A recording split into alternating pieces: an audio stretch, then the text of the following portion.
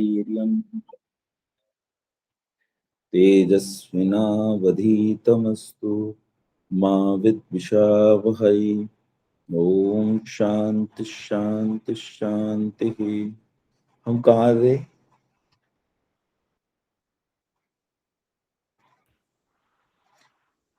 षटक संपत्ति पे थे।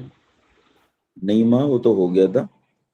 नहीं, वो आप डिटेल में बता रहे थे ना, आपने कहा था दोबारा बताऊंगा, तो 2 बता दिए थे, शम और दम। अच्छा, तीसरा क्या है? और पद्मा ऊपर जी को बताऊंगा। उपरति। तीसरा उपरति है ना? हाँ जी, हाँ जी। माता जी कहाँ है आज? पद्मा माता जी। पद्मा है तो सही। हाँ जी, नमस्ते जी बेटा, नमस्ते। नमस्ते नमस्ते। हम्म। यहीं तक हुआ था ना, या इससे कहाँ? आगे तक? मैंने मेरे से हिसाब बीच से में एक आध दिन नहीं भी अटेंड की हो, क्या पता। सफर में नहीं, जब हूँ। नहीं नहीं, ऐसा एक भी क्लास नहीं हुई जो आपने अटेंड नहीं किया अब तक। अच्छा। सब में नहीं है आप। चलिए, बाकी सबको याद है कि उपरति तक ही हुआ था? चौथा मुमुक्षु वो पढ़ना है। मुमुक्षुत्व पे आगे थे।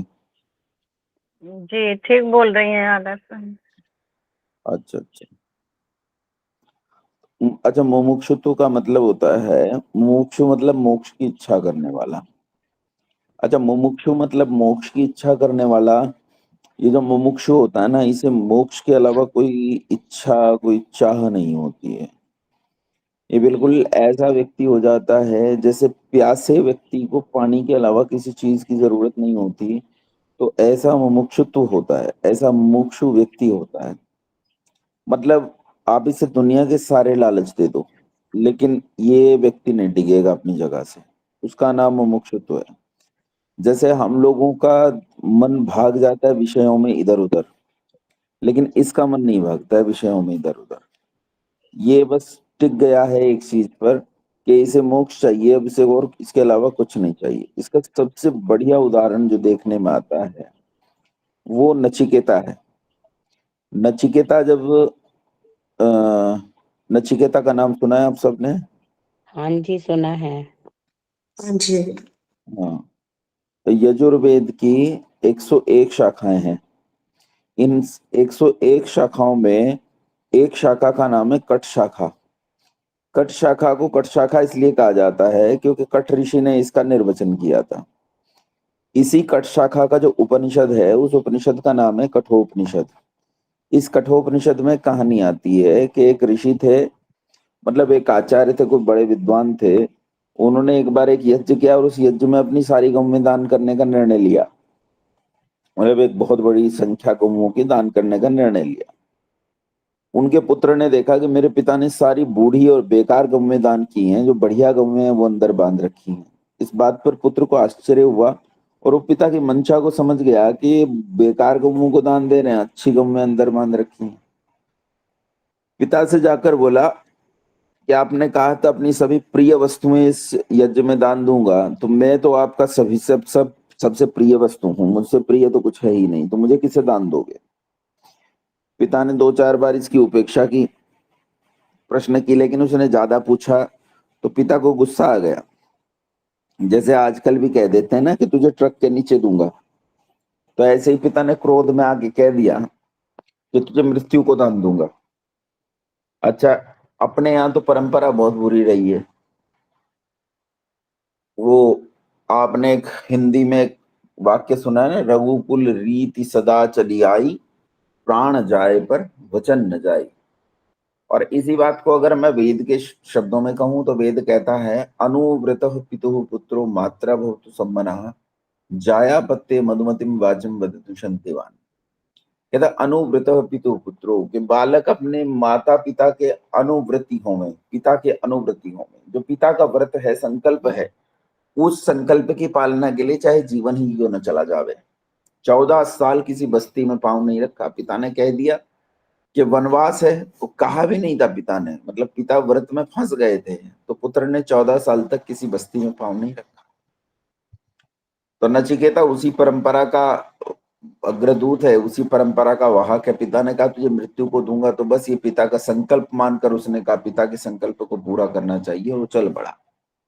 उस समय मृत्यु नाम के एक बहुत प्रसिद्ध आचार्य थे, जो बहुत कठोर आचार्य थे, जिनके अनुशासन में छात्रों के लिए रहना बड़ा मुश्किल था। तो ये उन्हें ढूंढता ढूंढता उनके द्वार पर जाकर बैठ गया। अच्छा, ये जो कहानी है ये पूरी तरह काल्पनिक कहानी है, इसमें कोई सच्चाई नहीं, ऐसी कोई घटना नहीं घटी कभी। ये केवल आपको समझाने के लिए है, क्योंकि नचिकेता यहाँ एक अग्नि का नाम है। तो और फिर ये है कि मृत्यु को बहुत सारे नामों से इस कहानी के अंदर पुकारा गया। कठोपनिषद में कई कई बार इसका नाम यम आ जाता है, कई बार मृत्यु आ जाता है, कई बार आचार्य आ जाता है, मतलब अलग अलग नाम है। अब किसी एक व्यक्ति को कभी भी विशेषणों से नहीं पुकारा जाता है। अगर विशेषणों से पुकारा जा रहा है तो इसका मतलब है वो व्यक्ति नहीं है। इसीलिए ये कहानी काल्पनिक है, केवल समझाने के लिए। ये जो ब्रह्मचारी नचिकेता है, ये मृत्यु के द्वार पर जाकर बैठ गया। अब मृत्यु के द्वार पर जब जाकर बैठा तो भीतर से मृत्यु की जो पत्नी थी, उन्होंने देखा कि बाहर एक बटुक बैठा है भूखा प्यासा, और लगता है कि बहुत लंबे सफर के बाद आया है, थका हुआ दिख रहा है। तो वो आई, उन्होंने कहा पुत्र अभी तेरे आचार्य तो नहीं है यहाँ घर पर, लेकिन तू भीतर आ जा, तू बेटा भोजन कर ले और विश्राम कर, जब तेरे आचार्य आएंगे उनसे मिल लेना। उसने कहा ना, मुझे केवल आचार्य से मिलना है। तो उन्होंने कहा अच्छा चल ठीक है, भोजन तो कर ले। उसने कहा मैं अन्न जल कुछ भी ग्रहण नहीं करूंगा जब तक आचार्य से नहीं मिल लूंगा। बहुत समझाया गया, नहीं माना। बैठा रहा द्वार पर, 3 दिवस तक द्वार पर बैठा रहा भूखा प्यासा, जब तक आचार्य नहीं आ गए। यहाँ एक चीज और समझ लीजिए, वो मृत्यु के पास आया है जान लेने के लिए, यानी अपने आचार्य के पास आया। और जब आचार्य के पास, अगर इसे दूसरे अर्थों में देखूं, तो जब हम आचार्य के पास जाते हैं, जैसे कल हमारे बच्चों का परसों हमारे बच्चों का तरसों हमारे बच्चों का उपनयन संस्कार हुआ था। तो उपनयन संस्कार से पहले, उपनयन संस्कार का मतलब है अब वो आचार्य से विद्या ग्रहण करेंगे। तो उपनयन संस्कार से ठीक पहले 3 दिन तक बच्चों को उपवास करना पड़ता है। तो 3 दिन बालकों ने कुछ नहीं खाया। हमारे बालक जो वहां गए थे, कौन किन्होंने देखा है प्रदर्शन, यहाँ तो कोई है नहीं इस कक्षा में। तो हमारे बालकों ने कितना शारीरिक प्रदर्शन कितने बढ़िया स्तर पर किया था। लेकिन जो प्रदर्शन उन्होंने किया, ताज्जुब की बात तो ये, किसी को पता नहीं कि वो 3 दिन से उपवास पर थे, भूखे थे। उन्होंने 3 दिन से केवल बादाम दूध पिया था, कुछ फल खाए थे, इसके अलावा अन्न नहीं खाया उन्होंने 3 दिन तक। ऊर्जा तो अन्न से ही आती है। हालांकि प्रयास किया गया कि उन्हें 4-5 बार बादाम दूध दिया जाए और फल दिए जाएं। कुछ तो बच्चे लापरवाह होते हैं, और कुछ ये है कि अन्न के बिना ऊर्जा नहीं मिलती। लेकिन उसके बावजूद 3 दिन तक हमारे बच्चों ने उपवास करने के बाद वो प्रदर्शन किया है, जो कुछ भी किया है। तो ये नचिकेता 3 दिन तक भूखा प्यासा बैठा रहा। यहाँ ये भी संकेत आता है, ये संकेत भी स्पष्ट दिखाई देता है कि बालक आचार्य के पास गया है तो अब वो अन्न ग्रहण नहीं करेगा 3 दिवस तक, क्योंकि ये परंपरा है, विद्या ग्रहण करने की परंपरा। आचार्य के पास 3 दिन उपवास करना पड़े। तो वो 3 दिन तक भूखा प्यासा बैठा रहा। और तीसरे दिन जब मृत्यु आचार्य आए, तो उनकी पत्नी ने उन्हें बताया कि एक बटुक द्वार पर बैठा है, 3 दिन हो गए, ना खाता है ना पीता है, और आपसे मिलने की जिद कर रहा है। मृत्यु को बहुत अफसोस हुआ कि 3 दिन से बालक भूखा प्यासा बैठा है, दौड़कर बाहर आए। उसे कहा रे बटुक, तू 3 दिन से बेटा ये तूने क्या किया, जो भोजन कर लेना चाहिए था। लेकिन फिर भी उन्होंने पूछा कि ऐसे संकेत में उन्होंने पूछा कि तूने पहले दिन क्या खाया। तो बटुक ने कहा पहले दिन मैं तेरी प्रजा खा गया। तो कहा दूसरे दिन तूने क्या खाया। कहा दूसरे दिन मैं तेरे पशु खा गया। कहा तीसरे दिन क्या खाया। कहा तीसरे दिन मैं तेरी प्रतिष्ठा खा गया। इसका अर्थ एक और समझ लीजिए, इसका एक और अर्थ है कि जब विद्वान आपके द्वार पर आए और वो भूखा रह जाए, मान लीजिए विद्वान आपके द्वार पर आया और भूखा रह गया, तो वो आपकी 3 चीजें खा जाता है। मतलब वो आपकी प्रजा खा जाएगा, आपके पशु खा जाएगा, पशु मतलब धन खा जाएगा, और तीसरा आपकी प्रतिष्ठा खा जाएगा। वो आपकी तीन चीजें, अगर वो भूखा रह गया, इसलिए जो अतिथि है वो भूखा नहीं रहना चाहिए। तब आचार्य ने इससे प्रसन्न होकर इसे भोजन करवाया और भोजन करके कहा कि तू 3 दिन तक भूखा रहा, इसके प्रतिकार में तू मुझसे 3 वर मांग ले। तो इसने पहला वर मांगा कि मैं जीवित अपने पिता के पास लौट जाऊं और पिता मुझसे हमेशा प्रसन्न रहे। उन्होंने कहा तथास्तु। दूसरा उन्होंने, अच्छा यहाँ ये समझ लीजिए, तथास्तु का मतलब ये नहीं है कि अब ये जीवित लौट जाएगा और इसे कुछ नहीं होगा, इसका कोई ऐसा आशीर्वाद से कवच बन गया है, बल्कि यह है कि मृत्यु ने जिम्मेदारी ली कि तेरे पिता को समझाना, तुझसे प्रसन्न करना, तुझसे वो नाराज हो गए हैं, उन्हें फिर से तुझसे प्रसन्न करना, ये मेरी जिम्मेदारी है, मैं जाकर उन्हें समझाऊंगा, ये मतलब है। और पिता के पास जीवित लौट जाओ तो इसका मतलब यह है कि आसपास जो समाज है उस समाज से बचाकर तुझे पिता तक लेकर छोड़कर आना, ये भी मेरी जिम्मेदारी। दूसरा वर उसने मांगा कि मैं अग्नि विद्या जानना चाहता हूं, और तीसरा वर उसने मांगा कि मैं आत्मा के विषय में जानना चाहता हूं। कहता है कि कोई कोई विद्वान कहते हैं कि मृत्यु के बाद कुछ नहीं रहता, और कोई विद्वान कहते हैं कि मृत्यु के बाद आत्मा रहता है। यह आत्मा क्या है और इसकी क्या गति होती है, ये मैं जानना चाहता हूं। तो पहले दोनों वर तो दे दिए मृत्यु ने, लेकिन तीसरे वर पर उन्होंने कहा कि बेटा तू इस वर को छोड़ दे, कुछ और मांग ले। बटुक बोला नहीं, यही चाहिए आचार्य।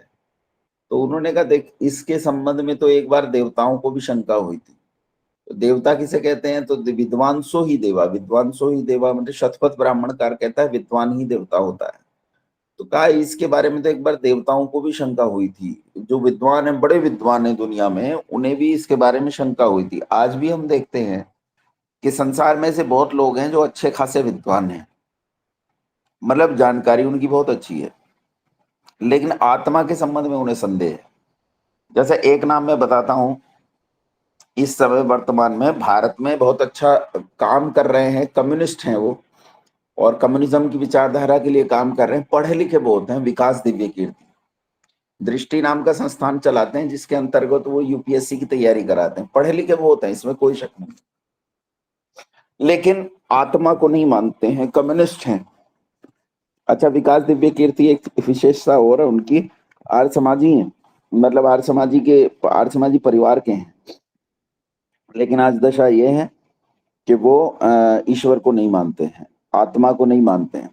इसीलिए यहाँ मृत्यु ने कहा कि तू इस वर को छोड़ दे, क्योंकि इसके संबंध में देवताओं को भी शंका हुई थी। देवता मतलब विद्वान। आज भी संसार में ऐसे बहुत बड़े बड़े लोग आपको मिल जाएंगे, अच्छे साइंटिस्ट मिल जाएंगे, जिनकी जानकारी बहुत है, पदार्थ विज्ञान के बारे में वो बहुत कुछ जानते हैं, लेकिन आत्मा के बारे में उन्हें संदेह है। स्टीफन हॉकिंग्स कहता था कि ईश्वर नाम की वस्तु नहीं है, आत्मा नहीं है। तो अब विद्वान तो था, इसमें क्या शक है कि विद्वान नहीं था, विद्वान तो था। टाइम एंड स्पेस के संबंध में जो उसकी थ्योरी हैं, उसकी थ्योरीज हैं, या टाइम ट्रेवल के बारे में उसकी जो थ्योरीज हैं, या टाइम के कंसेप्शन जो उसके हैं, वो अद्भुत हैं, इसमें कोई शक नहीं है, लेकिन आत्मा को तो नहीं मानता है। तो इसीलिए कहते हैं आचार्य, मृत्यु आचार्य कहते हैं कि इस संबंध में तो एक बार विद्वानों को भी संदेह हुआ था, बेटा इसलिए तू रहने दे, ये प्रश्न मत पूछ, कुछ और मांग ले। तो ये परीक्षा चल रही है नचिकेता की, उसके मुमुक्षुत्व की परीक्षा चल रही है। अब जांचा जा रहा है कि ये कितना मुमुक्षु है। तो नचिकेता कहता है तो फिर तो ये बहुत महत्वपूर्ण वस्तु हो गई। अगर विद्वानों को भी इसमें संदेह हुआ है और आप जैसा आचार्य इसका उपदेश कर रहा है, तो मैं आप जैसे आचार्य को जो इसका उपदेश कर सकता है, और संसार के सारे विद्वानों को इसमें शंका हुई है, तो फिर मैं ऐसे आचार्य के पास आकर भी रीता लौट जाऊं, ये तो बहुत बुरी बात होगी। मैं नहीं छोड़ूंगा, मेरा वर यही है, आप मुझे यही वर दीजिए, मैं आत्मा के विषय में जानना चाहता हूँ। आचार्य ने अब दूसरा पैंतरा खेला, दूसरा जाल फेंका। उसने कहा बेटा मैं तुझे ऐसी गौवें देता हूँ जो दुनिया की विलक्षण गौवें हैं, घोड़े देता हूँ, अश्व देता हूँ, ऐश्वर्य देता हूँ, संसार के सारे धन माल देता हूँ, और 100 साल तक जीने वाले पुत्र देता हूँ। खुद तेरी आयु अब तेरी इच्छा पर निर्भर हो जाए, जब तक तू चाहे जब तक जी सके, ये सब तुझे देता हूँ, लेकिन तू इस प्रश्न को छोड़ दे। नचिकेता बहुत चतुर था। नचिकेता बोला अच्छा यानी मृत्यु क्या है, इस प्रश्न का मूल्य इतना ज्यादा है कि आप संसार के सारे ऐश्वर्य, मुझे इच्छा मृत्यु और मेरे कई हजारों हजारों साल तक की आयु वाले पुत्र और पौत्र दे रहे हैं और उस चीज को छिपा लेना चाहते हैं और ये सब उसके मूल्य में दे रहे हैं। इतनी मूल्यवान वस्तु को तो मैं बिल्कुल नहीं छोड़ सकता। अब तो मुझे पक्का वही चाहिए, अब तो मैं वही लूंगा। बालक जिद पर अड़ गया। मृत्यु ने अब अंतिम पासा फेंका जिसके सामने सब डिग जाते हैं। मृत्यु ने कहा, इस संसार का जो सर्वोत्तम पदार्थ है, इस संसार में जो सर्वोत्तम पदार्थ जिसकी लोग आकांक्षा करते हैं, वो मैं तुझे देता हूं। मैं तुझे ऐसी सुंदर स्त्रियां देता हूं जो संसार में अन्य को उपलब्ध नहीं है। तो वो कहता है, नचिकेता आप बिना मतलब की बातें मत कीजिए, ये सब पदार्थ मेरे किसी काम के नहीं है, ना मैं इन पदार्थों में रुचि रखता हूँ, ना मेरी इनमें इच्छा है। मुझे जो चाहिए वो ये है कि आत्मा क्या है, इसके अलावा कुछ नहीं। आचार्य ने अच्छे से ठोक बजाकर देख लिया कि सामने खड़ा हुआ जो बटुक है वो किसी भी सूरत में डिगने वाला नहीं है। तो जो ऐसा व्यक्ति होता है जो इस प्रश्न से डिगता नहीं है और इसकी आकांक्षा को अपने हृदय में ऐसे धारण किए होता है कि इसके अलावा उसे संसार में कोई काम नहीं होता, उसे मुमुक्षु कहते हैं और उसके इस गुण को मुमुक्षुत्व कहते हैं। इसीलिए उपासना के लिए ये चीजें सबसे जरूरी हैं। अगर आप में मुमुक्षुत्व नहीं है तो फिर कुछ नहीं। अच्छा, एक आदमी कहता है, देखो जी मुझ में मुमुक्षुत्व तो बहुत है, मतलब ईश्वर प्राप्त करने की इच्छा तो बहुत है, पर मेरे बच्चे भी तो है ना, मेरी पत्नी भी तो है ना, मेरे मेरे ये मित्र बंधु, मेरे प्रिय लोग भी तो है ना, मेरा वो प्रिय, ये प्रिय, वो प्रेमिका, वो प्रेमिका, ये सब है ना। तो जब वो ऐसी इच्छाओं में वितरित होता है तब वो उसमें मुमुक्षुत्व नहीं होता है। मुमुक्षुत्व का मतलब है वो सेंटर्ड है, उसे पता है कि मुझे यही बिंदु पर काम करना है, मुझे इसके अलावा कोई काम है ही नहीं जीवन में। आप अपने अपने बारे में विचार कीजिए, प्रत्येक को कह रहा हूं, है ना, अपने अपने बारे में विचार कीजिए, हम में मुमुक्षुत्व कितना है। क्या हम जरा सी बात पर घर की किसी पीड़ा को देखकर विचलित हो उठते हैं? क्या हम घर के हर्षोल्लास में ईश्वर को भूल नहीं जाते हैं? क्या हम संसार की विभिन्न परिस्थितियों में भटक नहीं जाते हैं? और अगर हम संसार की विभिन्न परिस्थितियों में भटक जाते हैं, अगर संसार के सुख और दुख में झूल जाते हैं, दुख में रोने लगते हैं और सुख में प्रफुल्लित होकर हंसने लगते हैं, आनंद के अतिरेक में झूल जाते हैं, तो हमें मुमुक्षुत्व नहीं है। और मुमुक्षुत्व नहीं है तो फिर ईश्वर प्राप्त नहीं होगा। अभी मैं एक दिन एक वो देख रहा था, वो यूट्यूब पर एक वीडियो देख रहा था, वो लालू यादव और ममता बनर्जी में आपस में नोक झोंक हो रही है। कोई पुराना अटल बिहारी वाजपेयी के समय का वीडियो है। तो वो कह रहा है कि देखो, ममता बहन ने एक बार रेल मांगी थी तो ममता बोली नहीं, हम भूखे नहीं है मंत्रालय के, हम तो बाहर से सपोर्ट करते हैं, हमारे उसूल अलग हैं। तो लालू बोला, क्या ये सही नहीं है कि रेल मांगा गया था? ममता बोली नहीं मांगा गया। तो लालू बोला, नहीं मांगा गया तो नहीं मिलेगा। बस यही बात मोक्ष की है कि आपने मांगा ही नहीं है तो मिलेगा काहे? आपको अगर मोक्ष मांगना है तो बस केवल मोक्ष चाहिए। तो ये मन स्थिति है, ये आपका जीवन है। जब आपका जीवन केवल ईश्वर के लिए हो जाए, उसके अलावा कोई काम न रह जाए, तब आपको ईश्वर मोक्ष के रास्ते पर आगे बढ़ाता है। इसका नाम है मुमुक्षुत्व। अब इस मुमुक्षुत्व के लिए आपको संसार के बहुत सारे कष्ट सहने पड़ते हैं। उन कष्टों को जब आप आसानी से सहन कर लेते हो तो उसे कहते हैं तितिक्षा। सहन करने की क्षमता है, उसका नाम है तितिक्षा। और इसके बाद एक छठा आता है श्रद्धा। श्रद्धा मतलब दो शब्दों से मिलकर बना है, श्रत और धा। श्रत मतलब सत्य और धा मतलब धारण करना, अर्थात सत्य को धारण करना। सत्य को धारण करने की जो इच्छा होती है उसी का नाम श्रद्धा। ये 6 ऐसी संपत्तियां हैं जिनके आधार पर उसके आप बाद मोक्ष। समाधान भी तो है ना। हाँ, समाधान रह गया। तो श्रद्धा के आधार पर आप आगे बढ़ते हो, ठीक है। और समाधान मतलब जो आप जिस उपासना के लिए बड़े हो उसके उपाय क्या हैं, उन उपायों की निरंतर खोज करते रहना। एक साधक जो होता है ना, उस साधक के जीवन में प्रयोग चलते रहते हैं, बहुत प्रयोग भूत होता है वो। ये कर लिया, इससे देखा, इससे कुछ मेरी चीजों में परिवर्तन आ रहा है कि जैसे मान लो मैं लंबे समय तक नहीं बैठ पाता हूँ आसन में, मेरे घुटने दुखते हैं, क्यों मेरे घुटनों में दर्द हो रहा है, तो वो इस पर विचार करता है, मेरे घुटने में दर्द क्यों होता है, मैं तो ज्यादा देर नहीं बैठ पाता हूँ, तो इसके लिए वो प्रयास करता है कि मैं अपना भोजन देखता हूँ, शायद मेरे भोजन में कुछ ऐसी चीजें ज्यादा हैं जिससे वात हो रहा है, और उस बात के कारण मैं घुटनों से बैठ नहीं पा रहा हूँ, तो फिर वो अपने भोजन में परिवर्तन करता है। वो देखता है कौन सा भोजन है जिसके कारण मेरे शरीर में कार्बन डाइऑक्साइड ज्यादा जा रही है, कौन सा भोजन है जिसके कारण मेरे शरीर में जो है प्रोटीन की कमी हो रही है, या कार्ब्स ज्यादा जा रहे हैं, या ये ज्यादा जा रहा है, वो ज्यादा जा रहा है। वो हर चीज पर विचार करते हुए अपने रास्ते के कंकड़ों को चुनता जाता है। तो रास्ते के कंकड़ों को चुनते हुए रास्ता बनाने का जो अपने मुमुक्षुत्व के लिए जो रास्ता बनाया जा रहा है, अपने ईश्वर को, अपने प्रिय को, अपने प्रियतम को, अपने अपने सब कुछ को, यानी ईश्वर को प्राप्त करने के लिए जो रास्ता है, उस रास्ते का नाम समाधान है। ये 6 प्रकार की संपत्तियों का रखने वाला व्यक्ति उपासना के मार्ग पर आगे बढ़ सकता है। जिसमें ये नहीं है, वो उपासना पर आगे नहीं बढ़ता। शम, दम, उपरति, उसके बाद क्या था? तितिक्षा। नहीं, शम, दम, उपरति, फिर तितिक्षा मुमुक्षुत्व। मुमुक्षुत्व नहीं, मुमुक्षुत्व तो दूसरी चीज है, फिर तितिक्षा, फिर श्रद्धा, फिर समाधान। अच्छा अच्छा, मुमुक्षुत्व इसमें नहीं है, ठीक है। हाँ तितिक्षा, श्रद्धा और समाधान, ठीक हाँ है। जी। तो ये हो गया, और ये षटक संपत्ति है। षटक संपत्ति से व्यक्ति ईश्वर को प्राप्त करता है।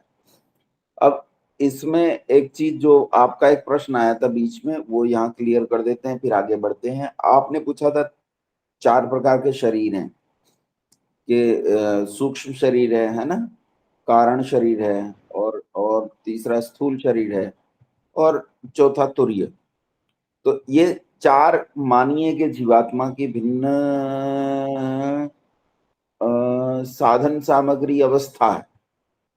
जैसे आप शरीर, जो स्थूल शरीर है वो आपके सामने है, जिसमें कर्मेंद्रियां आदि आ जाती हैं, ये स्थूल शरीर है।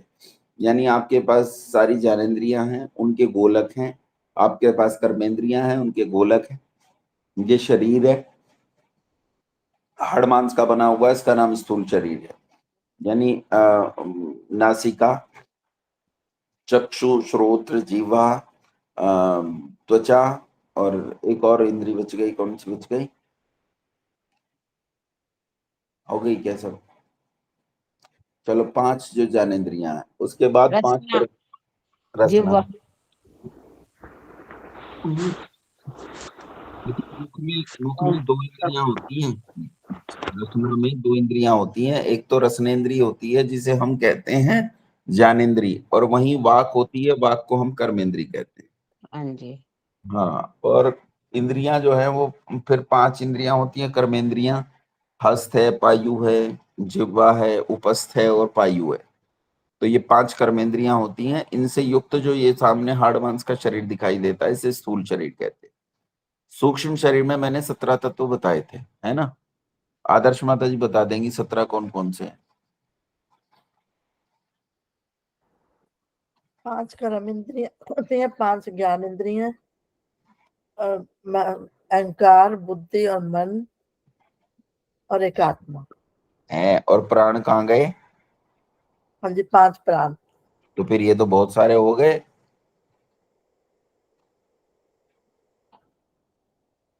ये तो ज्यादा हो गए। रोशनी बहन जी आई हैं आज? आई। 5 प्राण, 5 कर्म इंद्रियां, 5 वो सूक्ष्म इंद्रियां, मन और बुद्धि। अच्छा जी, इसमें नमस्ते। कर्मेंद्रियां नहीं है, इसमें ज्ञानेंद्रियां हैं, सूक्ष्म भूत हैं, जिनको तन मात्राएं कहते हैं। हाँ, और बता 5 दो। प्राण हैं, एक मन और एक फिर जीवात्मा, तब नहीं, 17 होते हैं। गिनती किया करो। देखो, ऐसे 5 प्राण हो गए, हाँ फिर जी। 5 इंद्रियां हो गई, 10 हो गए, हाँ 5 जी। तन्मात्राएं हो गई, 15 हो गए, एक और मन, एक बुद्धि। 16वां मन, और 17वां बुद्धि, है ना? और इन सब के साथ जीवात्मा, ये मिलके बनता है सूक्ष्म शरीर। और ये सूक्ष्म शरीर व्यक्ति के मरने के बाद अगले जन्म में उसके साथ जाता है, ठीक है? ये सूक्ष्म शरीर है। और इसी सूक्ष्म शरीर, अब कोई कहे सूक्ष्म शरीर का कोई निश्चित आकार नहीं है, कोई कहे इसका कोई आकार है, ये बस ये समझिए गुणों का पुलिंदा है, गुणों की गठरी है। इस गुणों की गठरी का नाम सूक्ष्म शरीर है ना। तो ये गुणों की गठरी आगे जाती है। अब कारण शरीर सबका एक ही होता है, पूरी समष्टि में फैला हुआ कारण शरीर सारे जीवात्मा का एक है। जो प्रारंभिक मूलभूत तत्वों से मिलकर बना है वो कारण शरीर है। हम सब का कारण शरीर एक ही है, किसी का कारण शरीर अलग अलग नहीं है। जिससे ये सूक्ष्म और सब चीजें प्रकट होती हैं उसका नाम कारण है ना। जो जो प्रारंभ होता है, जब सृष्टि का प्रारंभ होता है, मूल प्रकृति जब विकारों में बंटना शुरू होती है तो उसे कारण शरीर कहते हैं। और फिर चौथा होता है तुरीय अवस्था। तुरीय अवस्था क्या होती है? जब व्यक्ति मोक्ष में चला जाता है तो मोक्ष में उसके पास कुछ भी नहीं रहता, मन बुद्धि गायब, इंद्रियां गायब, प्राण गायब, सब खत्म, बचती है केवल चेतना। और वो जो चेतना रूप आत्मा है उसका नाम तुरीय है, उसके पास कुछ नहीं। तो फिर कुछ लोग कहते हैं फिर वो वहां आनंद कैसे पाता है ईश्वर का? तो वो ईश्वर के सामर्थ्य से आनंद पाता है। और वैसे भी आनंद किसका नाम है जानते हो? दुखों से छूट जाने का नाम आनंद है। तो वो सांख्य दर्शन का पहला सूत्र है ना, अत त्रिविध दुखात अत्यंत निवृत्ति अत्यंत पुरुषार्थ। ये 3 प्रकार के दुखों से बिल्कुल छूट जाना, इसका नाम जो है वो पुरुष का अंतिम अर्थ है, प्रयोजन है। और ये जो पुरुष का अंतिम प्रयोजन है यही यही मोक्ष की अवस्था है। जब वो उसे पा जाता है तो इसे मोक्ष कहते हैं। तो मोक्ष में वो तुरीय अवस्था में रहता है। तुरीय अवस्था मतलब उसके पास कोई किसी प्रकार का अन्य पदार्थ नहीं होते, केवल शुद्ध चेतना बच जाती है। इस अवस्था का नाम तुरीय अवस्था है। ये केवल मोक्ष में होती है, इस विकार में यानी विकृति की अवस्था में और प्रकृति की अवस्था में नहीं होती है। बस वो मोक्ष में गया तो ये अवस्था होती है। ठीक है, अब आगे बढ़ते। तो आगे माँ देखो कहाँ तक पढ़ दिया था आपने, उससे आगे पढ़ो।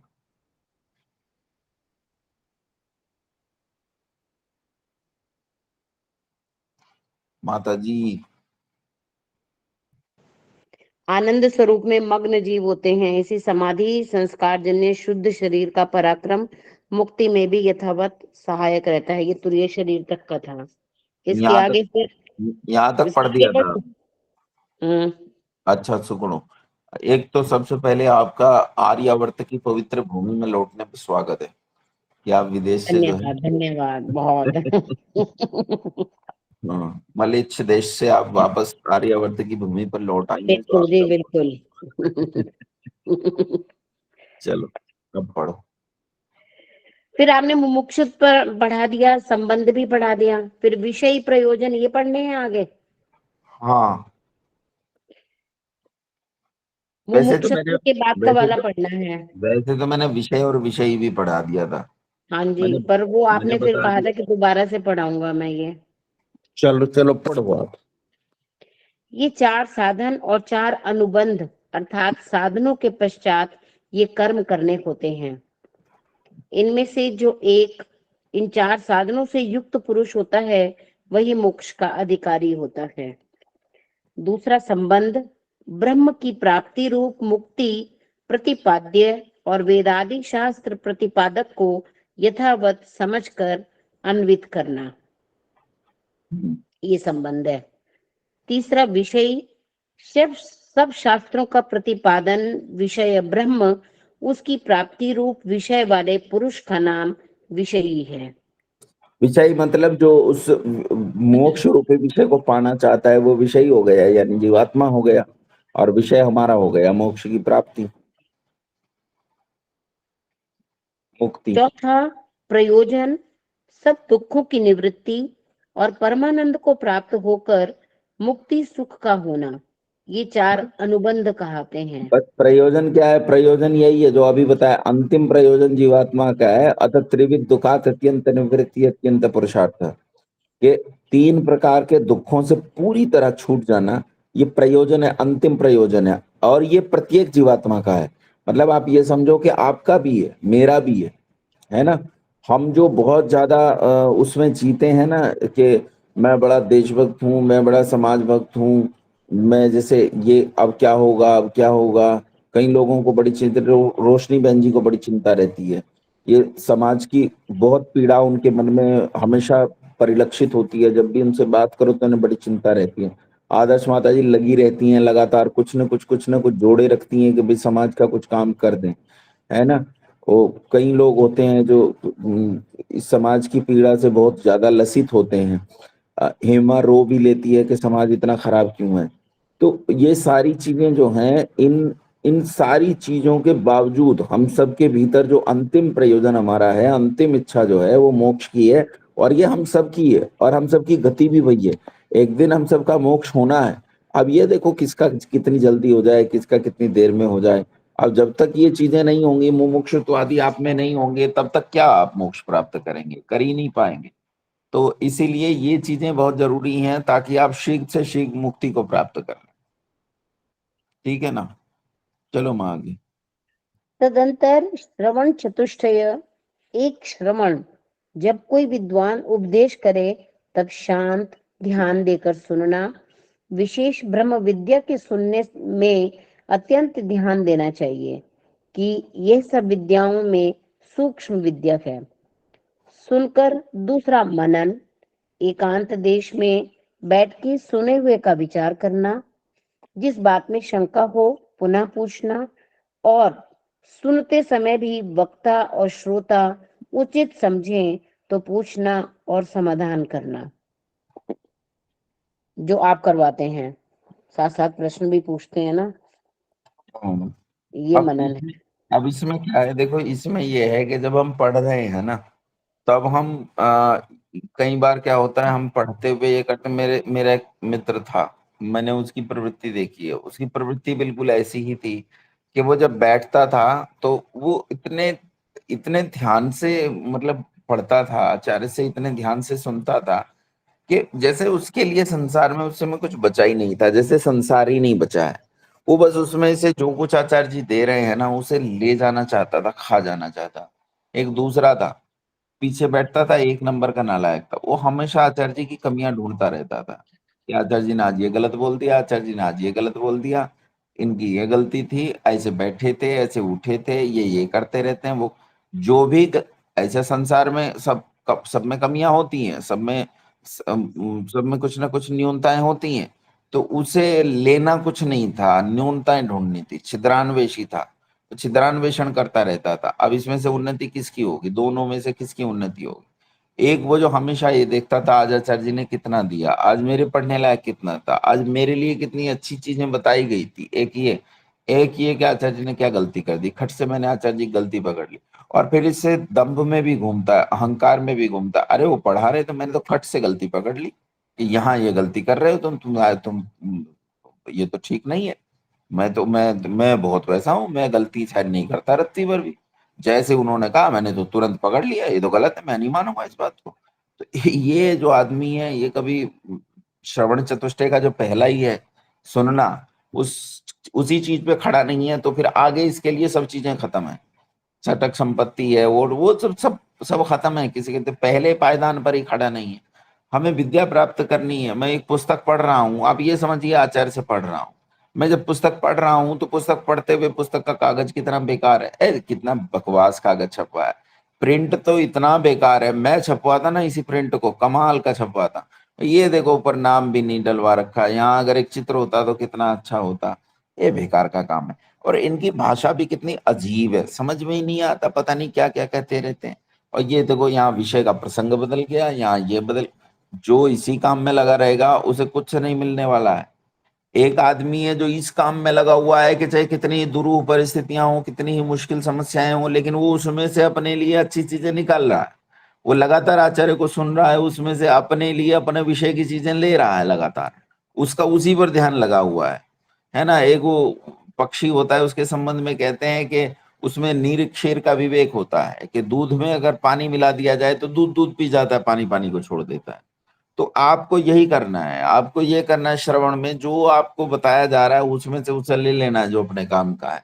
कमियां ढूंढते हुए, आचार्य में कमियां ढूंढते हुए, अपने गुरु में कमियां ढूंढते हुए व्यक्ति प्राप्त करना चाहेगा, बस भैया हो गया कल्याण तेरा। ठीक है। तो सुनना, सुनने के बाद मनन करना। अब सुन लिया है ना, अब जाके मनन करना कि जो मैं इकट्ठा करके लाया हूं इसमें कुछ ऐसा तो नहीं आ गया जो अभक्ष है, जो मेरे ग्रहण करने योग्य नहीं है। यदि कुछ ऐसा है तो उसे छोड़ना, मनन करके चिंतन करके कोई ऐसी चीज जो उस पर खड़ी नहीं होती है उसे छोड़ देना। मनन कर लिया।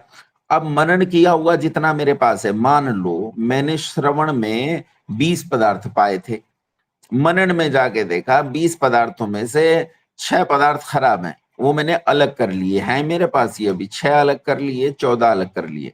अब 6 और 14 की छंटनी करके फिर मैं निधिध्यासन में पहुंचता हूं, और निधिध्यासन में मैं शंकाएं करता हूं कि जो मैंने मनन किया वो सही है कि नहीं है, यानी जो अब तक मनन किया है वो सही है कि नहीं है। अब निधिध्यासन में अगर मेरे ही मन से मुझे कुछ प्राप्त नहीं होता है तो अन्यों से भी पूछना, आचार्य से पूछना, सहपाठियों से पूछना, इससे पूछना, उससे पूछना, ये सब भी शामिल रहेगा। तो अब ये फिर 14 और 6 में फिर मैंने जब निधिध्यासन किया, निधिध्यासन के बाद पता, अरे भाई 6 में 6 तो गलत निकाल दिए, इनमें से 2 तो सही थे, मेरे मनन में कुछ गलती हुई थी, तो 2 को वापस इधर मिला लेना। अब ये 16 हो गए, 14 के बजाय 16 काम के हो गए और 4 वैसे ही रह गए जो बिना काम के। बस अब इसके बाद निधिध्यासन में हम क्लियर हो गया कि हमारे पास जो है वो सत्य इतना है, अब जो कूड़ा था उसे फेंक दिया। अब साक्षात करना, जो पदार्थ मेरे पास निधिध्यासन में बचे हैं, ये जो 16 पदार्थ बच गए हैं, अब इन 16 विषयों का जो मुझे मिले हैं, इन 16 विषयों का साक्षात्कार करना, यानी प्रयोगभूत इन्हें जानना, सच में इन्हें देखना कि हाँ ये ऐसा ही है, इसे श्रवण चतुष्टय कहते हैं। चलो आगे पढ़ो।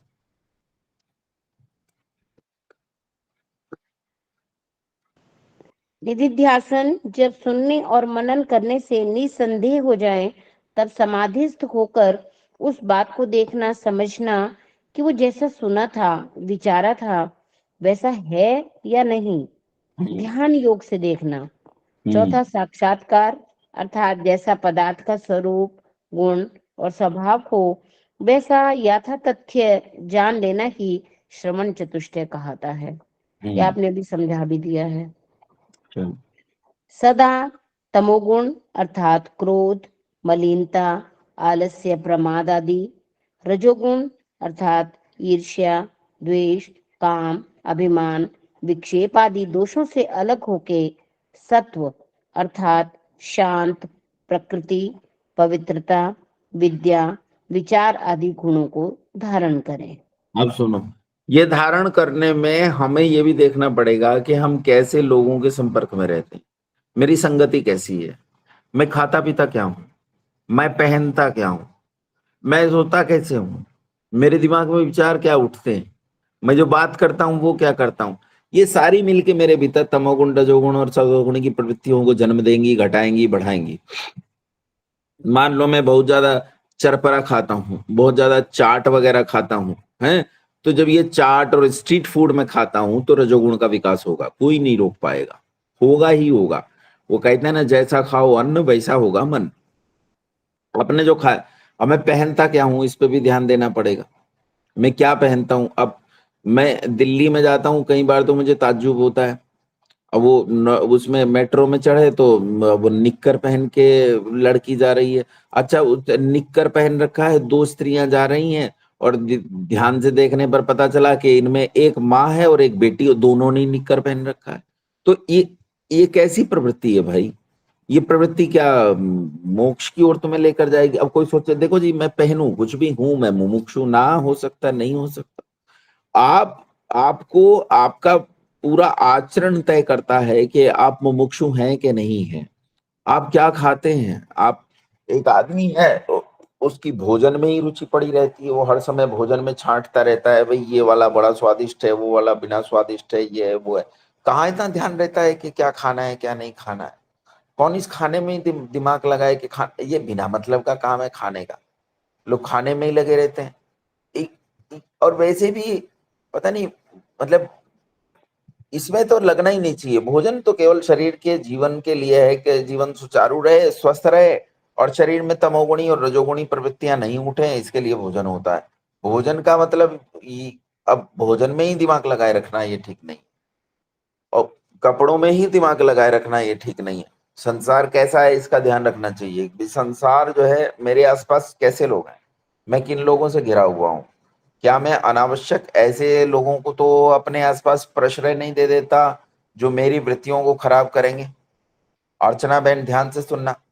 चाहे मैं किसी भी तरह से, कुछ भी लोग मेरे आसपास आ जाएं, कहीं से भी मेरे आसपास आ जाएं, क्या ऐसे लोग तो मेरी परिधि में नहीं घुस जाते हैं, जिन जो बिल्कुल अवांछित हैं?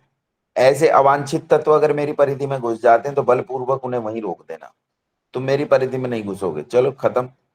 अच्छा, आ रहा है मतलब वास्ता नहीं है, ठीक है, राम रहीम रहती है, आमने सामने से मिलता भी है, पड़ोस में रहता है, घर में ही रहता है, मेरे साथ ही रहता है, लेकिन मैं ज्यादा मतलब नहीं रखता हूँ। मैं उसी से मतलब रखता हूँ जो मेरे इस काम में सहायक है, मेरे मुमुक्षुत्व में जो सहायक है, मेरे काम का है। वही वस्त्र मेरे काम के हैं, वही भोजन मेरे काम का है, वही पर्यावरण मेरे काम का है। ऐसा नहीं है तो फिर वो, मुझे देखना यह है मेरी सत्वगुण की प्रवृत्तियों को कौन कौन सी चीजें बढ़ा रही हैं और रजोगुण और तमोगुण को कौन कौन सी चीजें घटा रही है।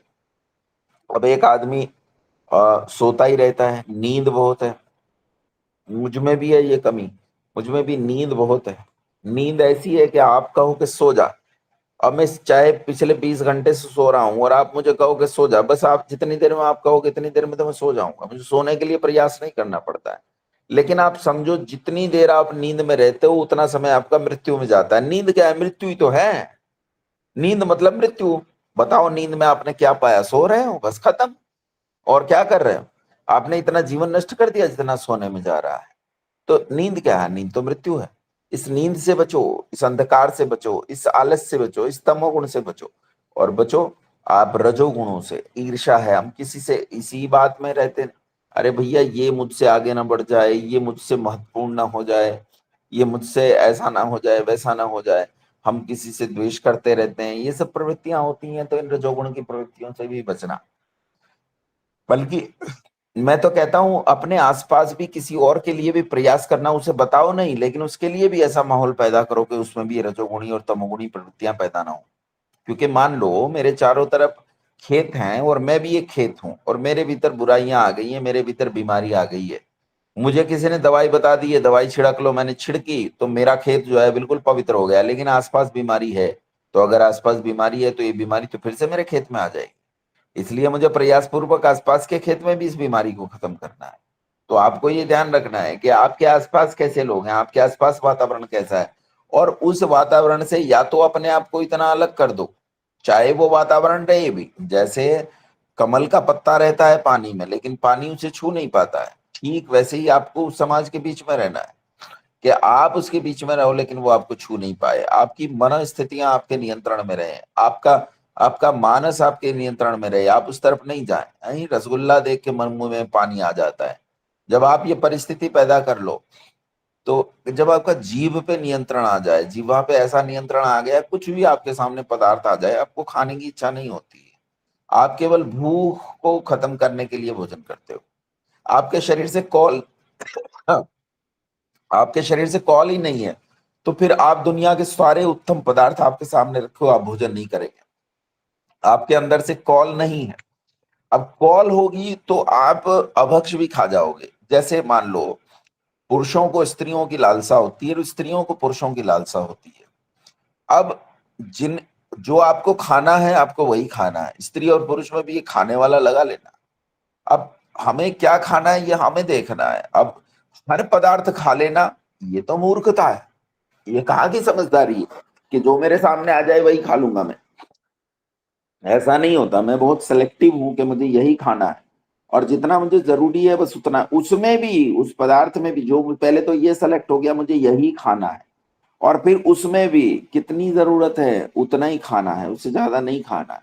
हाँ, भूख खूब है तो खूब खाओ, भूख नहीं है तो मत खाओ। जबरन क्यों करते हो? सत्वगुण, रजोगुण, तमोगुण, ध्यान रखो कि रजोगुण और तमोगुण को दबाना है, सत्वगुण को उठाना है। कितना उठ सके इसके लिए अपने खान पान, रहन सहन, उठना जागना, बैठना, बात करना, इधर उधर जाना, समाज में कार्य करना, इन सारी चीजों पर ध्यान देना होगा। अपने आप को पाप कर्मों में प्रवृत्त करो ही मत, परोपकार में लगे रहो। जितना समय जाएगा परोपकार में उतना सत्वगुण उठेगा, और जितना परोपकार से अलग जाएगा उतना तमोगुण रजोगुण उठेगा। यानी जब समाज में व्यवहार करो, वैसे मैं तुम्हें बताऊं कि परोपकार भी बांधने वाला कर्म है, ये भी बांध देता है। एक मुमुक्षु एक समय ऐसी अवस्था में पहुंच जाता है, वो परोपकार आदि से सब ऊपर उठ जाता है, परोपकार भी नहीं करता वो न पाप करता है न पुण्य करता है, क्योंकि पाप और पुण्य दोनों का फल है सुख और दुख, और सुख और दुख भोगने के लिए जन्म लेना पड़ेगा, और वो जन्म चाहता नहीं है, वो जन्म से छूटना चाहता है। इसलिए वो न पुण्य करता है न पाप करता है, दोनों को छोड़ देता है, वो अपने नित्य कर्म करता है। जरूर उसके जीवन में परोपकार होता है, लेकिन वो उसके कर्तव्य कर्मों की तरह होता है, वो परोपकार की दृष्टि से परोपकार नहीं करता। हाँ, उससे जब भी निकलेगा निकलेगा परोपकार ही, लेकिन वो इस दृष्टि से नहीं करता है कि मैं पुण्य कर्म की आकांक्षा से पुण्य कर्म कर रहा हूं। अभी तो वो उसका नित्य कर्म बन गया है, वो उसका स्वभाव बन गया है, उसी स्वभाव से कार्य करता है। ठीक है, तो इसलिए तमोगुण रजोगुण की प्रवृत्तियों को सब प्रकार से दबाने का प्रयास करें। आज के लिए इतना ही, कल करेंगे। आज के संबंध में किसी का कोई प्रश्न हो तो प्रश्न पूछ। नमस्ते आचार्य जी। नमस्ते।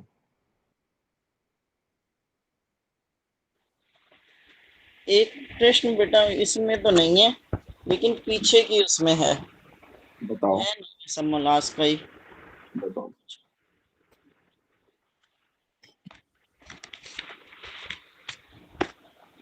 पूछूं मैं? हाँ पूछो।